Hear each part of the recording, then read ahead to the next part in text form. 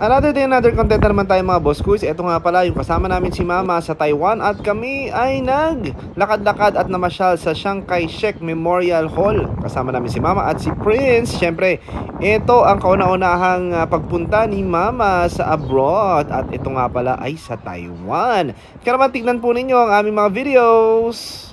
Kung mamamasyal po kayo dito sa Taiwan ay syempre unang pupuntahan ninyo ang Chiang Kai-shek Memorial Hall at ito ay libre lamang. At dito ginagawa ang mga malalaking event ng kanilang bansa. At kung gusto niyo naman umakyat sa Memorial Hall at meron itong 89 steps.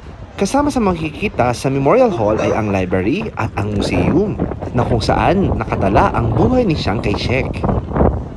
Naku ma, hindi yan lalapit talaga kung wala ka ibibigay na pagkain. Kaya naman i-enjoy mo lang muna ang iyong araw, dito lang yan sa Chiang Kai-shek Memorial Hall.